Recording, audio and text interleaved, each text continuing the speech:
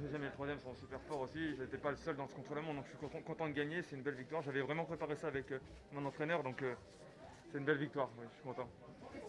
C'est un circuit difficile, c'est un circuit où il Le y a une circuit, prise ouais, de temps. ouais, mais moi j'aimais bien ce genre de circuit avec beaucoup de parties roulantes où vraiment c'était pour les spécialistes du contre-la-montre et il y avait vraiment pas beaucoup enfin, quelques moments à freiner, mais pas beaucoup de coups de frein à donner. Donc c'était vraiment un parcours pour les purs spécialistes et j'ai montré aujourd'hui que voilà, je pouvais être fort sur un championnat et c'est la première fois que je gagne et je suis très content.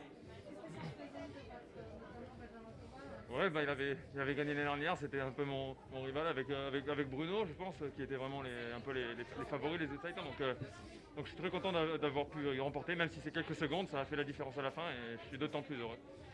Avoir un maillot champion de France pour les chronos à venir, ça change la chose un peu dans la tête et avec le public notamment. Ouais, c'était un rêve, je pensais pas jamais réussir et c'est vrai que pouvoir porter un maillot comme ça va être génial, surtout que normalement cette année je fais le Tour d'Italie, donc ça va être super de pouvoir partir avec la combinaison de champion de France, ça va être génial. Rémi, il n'y a pas eu beaucoup de contre-la-montre depuis le début de la saison, il n'y en a pas eu quasi. Oui.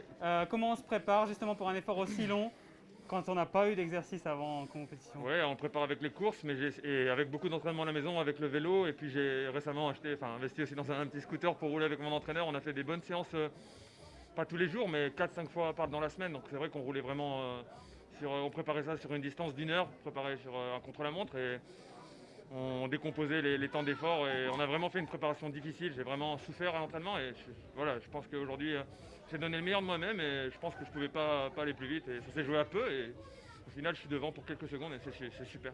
Vous avez parlé du Giro. L'an passé, il y avait une super victoire sur la Vuelta. Cette année, il y a eu la Classique de l'Ardèche aussi.